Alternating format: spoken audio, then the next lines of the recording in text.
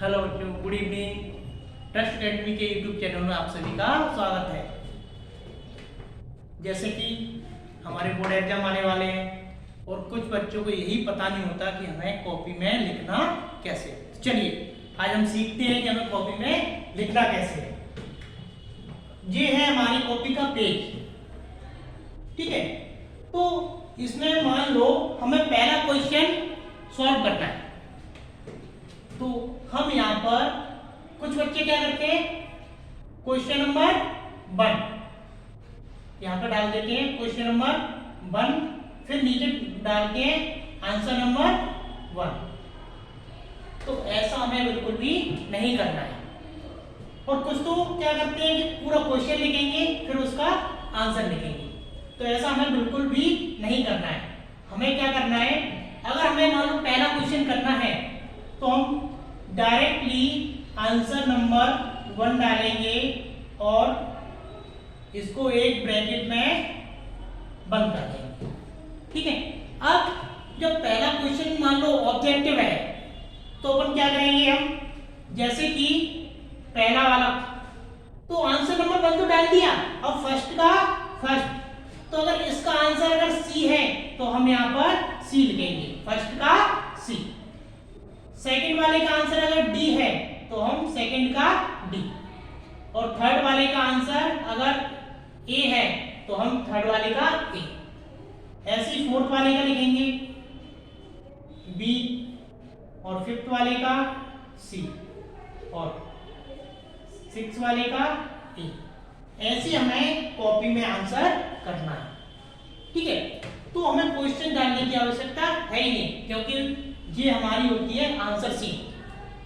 तो आया समझ में। अब ऐसे ही मान लो अगर हमें ऑब्जेक्टिव नहीं करना, पहले हमें कोई क्वेश्चन करना है, शुरुआत में हमें 20 नंबर का क्वेश्चन आ रहा है, तो हम डायरेक्टली आंसर नंबर 20 डालेंगे और उसका आंसर लिखना स्टार्ट कर देंगे। हम यहाँ पे क्या करेंगे, उसका आंसर लिखना स्टार्ट कर देंगे। जैसे अगर मान लो कि उसमें पूछा गया है अपन को कोई भी हो जिसके बारे में अपन को लिखना होगा, तो अपन यहाँ से लिखना स्टार्ट करेंगे डायरेक्टली, हमें यहाँ पर आंसर डालने की आवश्यकता नहीं है, ठीक है।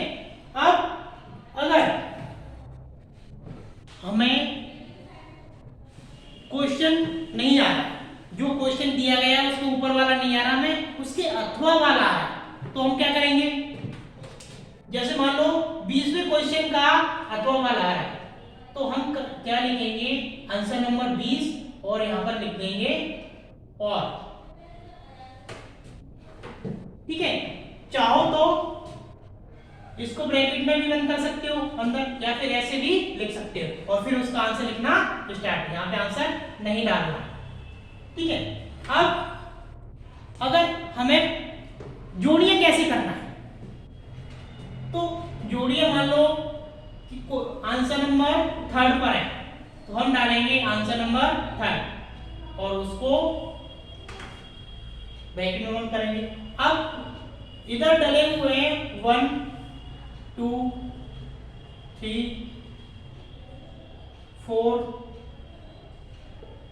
5 और 6, और इधर है ABC, A B C D E F G। तो कुछ बच्चे क्या करते हैं, अगर मान लो पहले का तीसरा है तो वैसे अगर इसका ये वाला है तो अपन ऐसे बनाएंगे, है ना। तो वो ऐसे इसमें करते हैं, लेकिन अपन को ऐसे नहीं करना है। हमें सिर्फ क्या करना है, हमें डायरेक्टली जैसे मान लो फर्स्ट का अगर सी वाला है तो अपन फर्स्ट का सी लिखेंगे उसके सामने, सेकंड का डी वाला है तो हम सेकंड के सामने डी लिखेंगे, थर्ड का ए वाला है तो हम थर्ड के सामने ए लिखेंगे, फोर्थ का फिफ्थ वाला है सॉरी एफ वाला है तो हम उसके सामने एफ लिखेंगे। अब इसके सामने बी और यहाँ पर ई, तो ऐसे हमें लिखना है। आया समझ में? देखिए अब हमें ट्रू फॉल्स कैसे लिखना है। कुछ बच्चे क्या करते हैं, मान लो कि जो ट्रू फॉल्स वाला क्वेश्चन है वो है अपना 4th नंबर का, तो हम यहाँ पे आंसर नंबर 4 डालेंगे और जैसे 4 का फर्स्ट वाला अगर ट्रू है तो सीधा अपन डायरेक्ट ट्रू लिखेंगे। सेकंड वाला भी अगर ट्रू है तो हम ट्रू लिखेंगे और थर्ड वाला अगर फॉल्स है तो हम फॉल्स लिखेंगे। ठीक है, केवल उसका आंसर लिखना है, ना कि ऐसे कि पहले पूरा जो पूछा गया वो लिखो फिर उसके आगे अगर वो ट्रू है तो राइट का साइन लगा दो और ठीक है, और अगर फॉल्स है तो उसके आगे क्रॉस लगा दो। ऐसा हमें बिल्कुल भी नहीं करना। ठीक है, तो हम क्या करेंगे, केवल अगर हमें पता है कि पहला वाला ट्रू है तो हम पहले वाले का आंसर केवल ट्रू लिखेंगे। हमें जो क्वेश्चन पूछा गया वो पूरा नोट नहीं करना है, केवल आंसर। ऐसी सेकंड वाला, ऐसी थर्ड। अब मान लीजिए अगर 4th वाला फॉल्स है तो हम फॉल्स ही लिखेंगे, पूरा क्वेश्चन नहीं लिखेंगे। ठीक है, ये हमें बिल्कुल भी नहीं करना है। चलिए अब आगे आता है क्वेश्चन नंबर 2। ठीक है, आंसर को एएनएस भी लिख सकते हैं और पूरा आंसर भी लिख सकते हो। ठीक, और ये हमें कॉपी की जो लाइन होती है उसके बीचों बीच लिखना है, इधर भी उतनी जगह और इधर भी उतनी जगह, यानी बीच में लिखना है। ठीक है, अब मान लो हमसे कोई क्वेश्चन पूछा गया है और उसके बीच में कोई जगह छोड़ी गई है। ठीक है, पहला क्वेश्चन है और वो पूछा गया है और यहाँ पर कोई मान लो फिलअप दिया गया। ठीक है, अब तो बच्चे क्या करते हैं अधिकतर कि पहले तो पूरा क्वेश्चन लिखेंगे जो दिया गया है और जहां पर जगह छूटी गई है वहां पर उसका आंसर लिख देंगे जो भी है। तो हमें ऐसा नहीं करना है। हमें क्या करना है, हमें करना ये है कि अगर पहला वाला फ्लक्स है, अगर पहले वाले का आंसर कुछ है तो हमें डायरेक्टली आंसर लिखना है केवल। ऐसी सेकंड वाले का हम डायरेक्टली क्या लिखेंगे, आंसर लिखेंगे।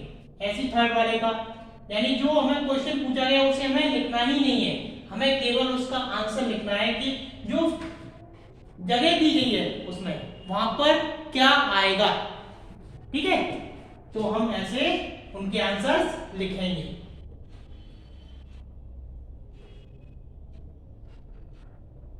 ठीक है, समझ में आया सभी को?